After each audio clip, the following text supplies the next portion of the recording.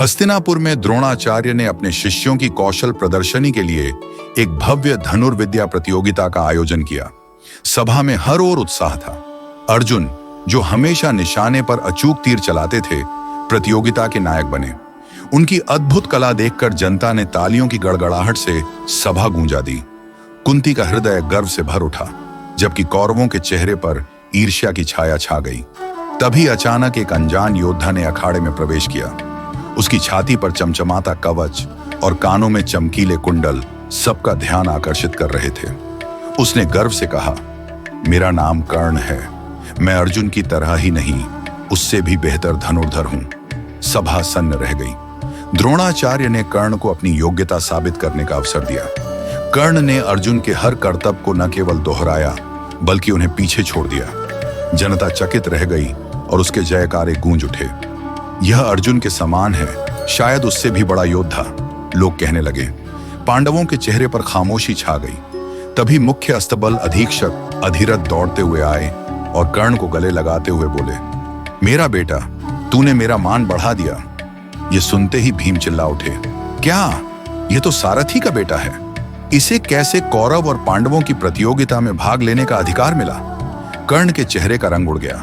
भीम के अपमानजनक शब्द उसके दिल में तीर की तरह चुभ गए। क्या उसकी योग्यता का कोई मूल्य नहीं था?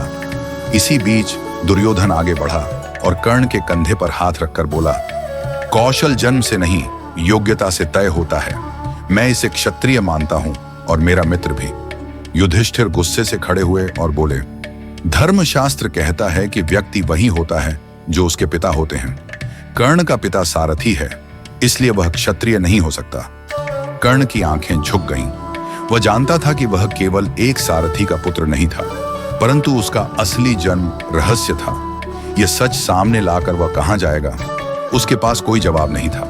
तभी दुर्योधन गर्जना करता हुआ बोला, अगर कोई इसे अपमानित करेगा तो मुझे अपमानित करेगा। मैं इसे अंगदेश का राजा घोषित करता हूं। पिता, इसे अंगराज बनाने की आज्ञा दें। धृतराष्ट्र, जो अपने पुत्र की बात कभी नहीं टालते थे, ने सहमति दे दी। कर्ण के गले में भावुकता का अटकाव था। कोई कभी उसके लिए इस तरह नहीं खड़ा हुआ था। उसने दुर्योधन के प्रति जीवन भर मित्रता निभाने की शपथ ली। पांडवों ने इसका विरोध किया, लेकिन कौरवों ने यह महसूस किया कि अब उनके पास पांडवों के बराबर ताकत थी। सभा में विवाद बढ़ने लगा। भीष्म ने देखा कि परिवार के सदस्य एक दूसरे पर झपटने को तैयार थे। तभी स्त्री मंडप से कुंती के चीखने की आवाज आई। वह बेहोश हो गई थी। सब लोग उनकी ओर दौड़े। इस अवसर का लाभ उठाकर भीष्म ने प्रतियोगिता समाप्त करने की घोषणा कर दी और सभी राजकुमारों को महल लौटने का आदेश दिया। सत्यवती ने इस विभाजन को देखकर गहरी सांस ली। जिस परिवार को मैंने इतने परिश्रम से बढ़ाया, वह अब स्वयं का नाश करने जा रहा है। मैं यह नहीं देख सकती। मुझे वनवास जाना होगा, उन्होंने कठोरता से कहा। उनके साथ अंबिका और अंबालिका भी चलने को तैयार हो गईं। महल में कुंती और गांधारी के बीच बढ़ता तनाव और उनके पुत्रों की कटुता अब असहनीय हो गई थी। सब जानते थे कि यह अंत की शुरुआत थी।